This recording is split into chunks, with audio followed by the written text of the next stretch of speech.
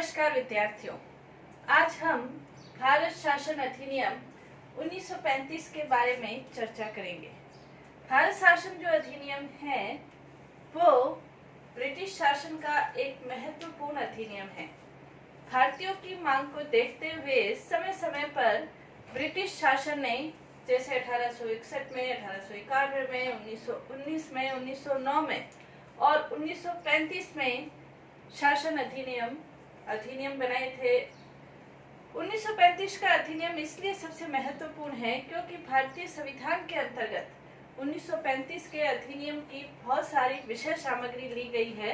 भारतीय संविधान की विषय सामग्री के ऊपर, उसकी भाषा के ऊपर भी 1935 के शासन अधिनियम का प्रभाव देखने को मिलता है। 1935 का भारत शासन अधिनियम हालांकि अनेक मांगों को लेकर इसको बनाया गया था, जैसे नेहरू रिपोर्ट है, जिन्ना रिपोर्ट है, साइमन कमीशन है, संयुक्त प्रवर समितियां हैं, गोलमेज सम्मेलन जो हुए थे, 3 गोलमेज सम्मेलन, उन सब का संयुक्त रूप से अध्ययन करते हुए 1935 के भारत शासन अधिनियम को बनाया गया था। लेकिन अंग्रेजी सरकार ये नहीं चाहती थी कि भारतीयों को कुछ प्रदान किया जाए और वो ये भी नहीं चाहती थी कि भारतीयों की मांगों को अब ठुकराना उनके लिए सहज है। इसलिए देना बहुत कुछ चाहते थे लेकिन देना चाहते भी नहीं थे और इसी सिलसिले में उन्होंने भारत शासन अधिनियम बनाया था। हालांकि बहुत लंबा, अब तक का सबसे बड़ा भारत शासन अधिनियम अपन इसे कह सकते हैं। बाद में इस अधिनियम को 2 भागों में विभाजित कर दिया गया। 1935 का भारत शासन अधिनियम और बर्मा का शासन अधिनियम 2 भागों में विभाजित कर दिया गया। जो पहले भारत शासन अधिनियम था उसमें 14 भाग थे, 451 धाराएं थी और 15 परिशिष्ट थे, यानी कि बहुत बड़ा भारत शासन अधिनियम बनाया गया था, जिसमें कि भारतीयों को शासन में स्वायत्तता देने से संबंधित अनेक प्रकार के नियम परिनियम बनाए गए थे। भारतीय संविधान के ऊपर भी हालांकि 1935 के अधिनियम का काफी प्रभाव है, लेकिन फिर भी इस अधिनियम के द्वारा यदि देखा जाए तो बहुत बड़ा ये अधिनियम है, लेकिन फिर भी भारतीयों को क्या प्रदान किया गया? कुछ भी प्रदान नहीं किया गया था। विधायी क्षेत्र में देखें तो अंतिम शक्ति ब्रिटिश संसद के पास थी। वित्तीय क्षेत्र में देखें तब भी अंतिम शक्ति सम्राट के पास थी। प्रशासनिक क्षेत्र में देखें तब भी ब्रिटिश सम्राट ही सर्वे सर्वा था और न्यायिक क्षेत्र के अंतर्गत देखें तो ब्रिटिश न्यायालय ही सर्वे सर्वा था, ब्रिटिश प्रिवी काउंसिल ही सर्वे सर्वा थी। किसी भी क्षेत्र में भारतीय अंतिम रूप से उत्तरदायी हो ऐसा नहीं है। फिर भी भारत शासन अधिनियम की आज हम चर्चा करेंगे, अनेक विशेषताओं को देखें जिससे हमें पता चलता है कि वास्तव में भारत शासन अधिनियम क्या था। भारत शासन अधिनियम की प्रथम यदि विशेषता देखें तो भारत शासन अधिनियम के अंतर्गत जो प्रस्तावना है, प्रस्तावना का अभाव इसके अंतर्गत पाया जाता है। प्रस्तावना किसी भी संविधान के लिए बहुत महत्वपूर्ण स्थान रखती है, क्योंकि प्रस्तावना के द्वारा ही उस जो विधेयक है, संविधान है, उसके उद्देश्यों, उसके मार्ग, उसके रास्ते का पता चलता है। लेकिन 1935 के अंतर्गत प्रस्तावना का ही अभाव था और जब इसका विरोध किया गया तो ये कहा गया कि 1919 का जो भारत शासन अधिनियम है उसकी प्रस्तावना को इसमें ऐड कर लिया जाए। ब्रिटिश सरकार ये नहीं चाहती थी कि भारतीय स्वराज्य की दिशा में आगे बढ़े, इसलिए वो किसी भी प्रकार की प्रस्तावना से बच रही थी। दूसरी इसकी महत्वपूर्ण जो विशेषता है वो हम देख सकते हैं कि अखिल भारतीय संघ की व्यवस्था इसके अंतर्गत की जानी थी। पूरा भारत एक संघ शासन में निर्धारित किया जाना था, जिसके अंतर्गत इसमें 3 भागों में विभाजित किया गया था। पहला 11 जो थे वो ब्रिटिश शासन के अंतर्गत जो भारतीय प्रांत थे वो थे। 6 जो थे वो चीफ कमिश्नरी जो क्षेत्र हैं वो थे और तीसरा जो इसके अंतर्गत शामिल होने थे वो देशी रियासतों के जो राजा महाराजा थे वो शामिल होने थे। ब्रिटिश भारत के अंतर्गत जो भारतीय प्रांत थे उनको संघ में शामिल होना अनिवार्य था। चीफ कमिश्नरों को भी शामिल होना अनिवार्य था, लेकिन देशी रियासतों के लिए ये स्वेच्छा के ऊपर निर्भर था कि वो भारतीय संघ में शामिल हो सकते हैं या नहीं भी हो सकते हैं। यदि उन्हें भारतीय संघ में शामिल होना है तो एक परिपत्र पर उन्हें हस्ताक्षर करने होते थे। उस परिपत्र में ये था कि वो किन शक्तियों को छोड़ रहे हैं और किन शक्तियों को छोड़ नहीं रहे हैं, और ब्रिटिश शासन की कौन सी शर्तों का पालन कर रहे हैं, नहीं कर रहे हैं। एक विस्तृत वो परिपत्र था जिसका देशी रियासतों ने स्वीकार नहीं किया था, और उसके बाद भी ब्रिटिश सम्राट उस परिपत्र के ऊपर अपनी अंतिम शक्ति रखता था। तो ये तीन प्रकार मिलकर भारतीय संघ का निर्माण करने से संबंधित थे।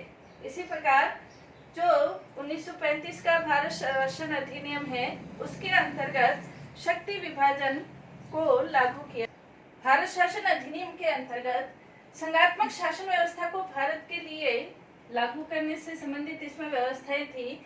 संघात्मक शासन में संघ की अलग शक्तियां होती है, प्रांतों की अलग, राज्यों की अलग शक्तियां होती है। तो 1935 के भारत शासन अधिनियम के द्वारा भी शक्ति विभाजन सिद्धांत को अपनाया गया, यानी कि भारत के लिए एक संघात्मक शासन व्यवस्था थी। इसके अंतर्गत संघात्मक शासन में शक्ति विभाजन किया गया, तीन भागों में शक्तियों को बांटा गया। संघीय सूची जिसमें 59 विषय थे, प्रांतीय सूची जिसमें 54 विषय थे, और जो तीसरी सूची थी समवर्ती सूची, उसमें 36 विषय थे। संघीय सूची पर संघ को कानून बनाना था, प्रांतीय सूची पर प्रांत को, और समवर्ती सूची पर केंद्र और राज्य दोनों कानून बना सकते थे। प्रांतीय संघ सूची के अंतर्गत यदि हम देखें तो महत्वपूर्ण विषय थे, जैसे स्थल, जल, नभ सेना से संबंधित विषय हो गए, विदेश से संबंधित विषय हो गए, प्रतिरक्षा से संबंधित विषय हो गए, डाक तार से संबंधित विषय हो गए, बैंक से संबंधित, मुद्रा से संबंधित विषय हो गए। और जो प्रांतीय विषय थे उसके अंतर्गत प्रांतीय शासन से संबंधित, जिसमें प्रांतीय स्वशासन से संबंधित विषय, इसके अलावा प्रांतीय लोक सेवा आयोग से संबंधित विषय अपन कह सकते हैं। इसके अलावा कृषि है, जंगल है, नहरें हैं, स्थानीय स्वशासन है, इससे संबंधित विषय प्रांतीय विषयों के अंतर्गत रखे गए। समवर्ती सूची में जिसमें केंद्र और प्रांत दोनों ही कानून बना सकते थे, जिसके अंतर्गत विधि है, इसके अंतर्गत जैसे उत्तराधिकार है, दत्तक है, या अपन कह सकते हैं शांति से संबंधित विषय है। इससे संबंधित जो विषय है ये समवर्ती सूची में रखे गए। इस पर यदि दोनों के बीच विवाद की स्थिति उत्पन्न होती थी तो केंद्र का कानून मान्य था। इनके अलावा भी कुछ और भी विषय हो सकते हैं जिनका उल्लेख इसके अंतर्गत नहीं किया गया, तो उन्हें अवशिष्ट विषय कहा गया। अवशिष्ट विषयों के ऊपर कानून बनाने की शक्ति है वो गवर्नर जनरल को, यानी कि संघ सूची को प्रदान की गई, केंद्रीय शासन को प्रदान की गई। तो ये शक्ति विभाजन इसके अंतर्गत व्यवस्था थी। नेक्स्ट इसकी विशेषता 1935 के शासन अधिनियम की केंद्र में द्वैत शासन को लागू किया गया। 1919 का जो भारत शासन अधिनियम था, 1919 के भारत शासन अधिनियम के द्वारा प्रांतों के अंतर्गत द्वैत शासन को लागू किया गया था, लेकिन 1935 के भारत शासन अधिनियम के द्वारा केंद्र में द्वैत शासन को लागू किया गया। द्वैत शासन का मतलब ये है कि जो विषय है उनको दो भागों में विभाजित किया गया, एक तो संरक्षित विषय और एक हस्तांतरित विषय। जो संरक्षित विषय थे, जैसे केंद्र का जो शासन है वो गवर्नर जनरल के पास था, केंद्र का शासन गवर्नर जनरल के पास था। गवर्नर जनरल के पास दो तरह के विषय थे, एक तो संरक्षित विषय। संरक्षित विषय में हम कह सकते हैं जैसे प्रतिरक्षा है, वैदेशिक संबंध है, कबायली विषय है और धार्मिक मामले। ये चार विषय थे, विदेश, प्रतिरक्षा, धार्मिक मामले और कबायली विषय। इनके ऊपर कोई कानून बनाना है, नीति बनानी है, तो गवर्नर जनरल के पास 3 कार्यकारिणी मंत्री थे, या जिन्हें उन्होंने पार्षद कहा है, मंत्री थे। ये जो 3 मंत्री थे इनकी नियुक्ति गवर्नर जनरल के द्वारा ही होती थी, गवर्नर जनरल के प्रति ही उत्तरदायी थे, यानी कि इसके ऊपर वो स्वयं कानून बना सकते थे, नीति बना सकते थे। दूसरे जो विषय थे हस्तांतरित विषय। ये तो पूर्ण रूप से गवर्नर जनरल के पास ही थे। जो हस्तांतरित विषय थे इनके उनके लिए मंत्री परिषद के परामर्श के अनुसार गवर्नर जनरल कार्य कर सकता था। मंत्री परिषद की संख्या उस समय 10 निर्धारित की गई थी और ये जो मंत्री परिषद है ये संघीय व्यवस्थापिका के प्रति उत्तरदायी था। यानी कि यहाँ हस्तांतरित विषय के लिए उत्तरदायित्व निर्धारित किया गया, संरक्षित विषय के लिए नहीं किया गया। और यदि गहराई से देखा जाए तो गवर्नर जनरल के पास महत्वपूर्ण अधिकार थे। जैसे वो स्व विवेक के अधिकार उनको प्रदान किए गए थे। स्व विवेक के अंतर्गत वो जैसे मंत्रियों की नियुक्ति करनी है, विधानसभा का सत्र बुलाना है या शांति और व्यवस्था की स्थापना के लिए कोई निर्णय लेना है, तो इस संबंध में भी वो निर्णय ले सकते थे। उन्हें कुछ असाधारण शक्तियां भी प्रदान की गई थी, जैसे अध्यादेश जारी करने की शक्ति प्रदान की गई थी। इसके अलावा अल्पसंख्यकों को नियुक्तियां, अल्पसंख्यकों के अधिकारों के संरक्षण के लिए वो अपने नियम बना सकते थे। जो अनुसूचित जाति जनजाति है उनके संबंध में भी नियम बना सकते थे। इस तरह की असाधारण शक्तियां प्रदान की गई थी। और सबसे महत्वपूर्ण चीज कि गवर्नर जनरल को संकटकालीन जो शक्तियां हैं उस विषय में भी अधिकार प्रदान किए गए थे। संकटकालीन शक्तियों का मतलब यह है कि यदि आंतरिक विद्रोह की स्थिति उत्पन्न होती है, युद्ध की स्थिति उत्पन्न होती है या प्रांतियों का शासन, प्रांत का शासन संविधान के अनुसार नहीं चल रहा है, तब गवर्नर जनरल को संकटकालीन शक्तियां भी प्रदान की गई थी। इसके अलावा ये कोशिश की गई थी कि जो गवर्नर जनरल है वो भारत में ब्रिटिश शासन के संवैधानिक प्रधान के रूप में भूमिका निभाएगा, लेकिन उसे शक्तियां इस प्रकार से प्रदान की गई कि वो वास्तविक प्रशासन के रूप में अपनी शक्तियां निभा सकता था। तो गवर्नर जनरल के बारे में महात्मा गांधी ने ये कहा था कि जो गवर्नर जनरल है वो और भी ज्यादा संवैधानिक रूप से प्रमुख बन गया है और उसके पास और भी ज्यादा शक्तियां प्राप्त हो गई है। वित्तीय क्षेत्र में भी पूरा जो बजट है उसी की देखरेख में ही बनता था और उसी की देखरेख में ही पारित होता था। बिना गवर्नर जनरल के कोई विधेयक पारित नहीं हो पाता था। तो ऐसी शक्तियां और गवर्नर जनरल की नियुक्ति सम्राट के द्वारा की जाती थी और गवर्नर जनरल के पास सारी शक्तियां थी। तो इस प्रकार से द्वैध शासन जिसका विरोध प्रांतों में किया गया था उसको केंद्र में लागू कर दिया गया था। संघीय व्यवस्थापिका की जो स्थिति थी, संघीय व्यवस्थापिका को दो भागों में विभाजित किया गया, यानी कि दो सदनीय बनाया गया। जो उच्च सदन था उसे राज्य परिषद कहा गया और जो निम्न सदन है उसे संघीय सभा कहा गया। राज्य परिषद प्रांतों के सदस्य होते थे कुछ और कुछ देशी रियासतों के, यानी कि उसमें विभाजन किया गया था कि 156 प्रांतों से, जिसमें 6 जो है वो गवर्नर के द्वारा मनोनीत होते थे, गवर्नर जनरल के द्वारा मनोनीत होते थे। तो 150 + 6 और 104 जो थे वो देशी रियासतों से संबंधित थे। संघीय सभा के अंतर्गत 375 सदस्य संख्या निर्धारित की गई थी। 375 जो सदस्य संख्या निर्धारित थी उसमें 250 राज्यों से थे और 125 देशी रियासतों से थे। तो इस प्रकार से ये संघीय व्यवस्थापिका का व्यवस्था की गई थी। संघीय व्यवस्थापिका के अंतर्गत संसदात्मक शासन प्रणाली को ही लागू किया गया था, जिसमें जो कार्यपालिका है वो निम्न सदन के प्रति उत्तरदायी थी। जैसे संसदात्मक शासन में होता है, कार्यपालिका निम्न सदन के प्रति उत्तरदायी थी, यानी संघीय सभा के प्रति उत्तरदायी थी। वो उससे प्रश्न पूछ सकते थे, पूरक प्रश्न पूछ सकते थे और अविश्वास प्रस्ताव पारित करके उनके पद से हटाया भी जा सकता था। लेकिन गवर्नर जनरल जो व्यवस्थापिका जो भी विधेयक पारित करती उसके लिए गवर्नर जनरल की स्वीकृति आवश्यक थी। कुछ ऐसे विधेयक भी थे जिनके लिए पूर्व स्वीकृति भी आवश्यक थी। तो विधायी क्षेत्र में उनका कोई वैसे अधिकार नहीं था। अगर ये देखा जाए वित्तीय क्षेत्र में, तो वित्तीय बजट को 2 भागों में बांट दिया गया। एक तो जिनके ऊपर मतदान हो सकता था और एक जिन पर वाद विवाद बहस नहीं हो सकती थी। जिन पर नहीं हो सकता था वो करीब 80% भाग था, और जिन पे वाद विवाद हो सकता था, बहस हो सकती थी, विचार विमर्श हो सकता था, कह सकते हैं, तो वो 20% था। तो वित्तीय क्षेत्र के अंतर्गत भी उनको बहुत थोड़ी शक्तियां संघीय व्यवस्थापिका को प्रदान की गई थी। गवर्नर जनरल इसमें भी अंतिम रूप से शक्ति संपन्न था। भारत परिषद का अंत कर दिया गया। 1935 के अधिनियम के द्वारा भारत परिषद का बहुत विरोध हो रहा था, इसलिए भारत परिषद का अंत कर दिया गया। जो भारतीय शासन है वो भारतीय मंत्री के अधीन कर दिया गया, लेकिन भारतीय मंत्री की नियुक्ति भी सम्राट के द्वारा होती थी। मतलब पूर्ण रूप से भारत परिषद को हटाकर अब भारत मंत्री बना दिया गया था। संघीय न्यायालय की व्यवस्था की गई थी। संघीय न्यायालय के अंतर्गत एक मुख्य न्यायाधीश और 6 अन्य न्यायाधीश थे।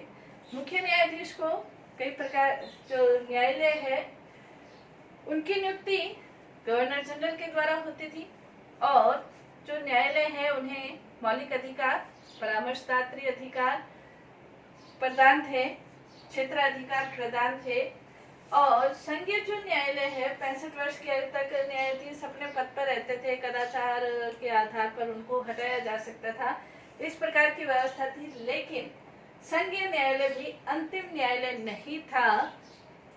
जो ब्रिटिश संसद की प्रिवी काउंसिल थी वो अंतिम न्यायालय के रूप में कार्य करती थी, यानी कि अंतिम न्यायालय नहीं था।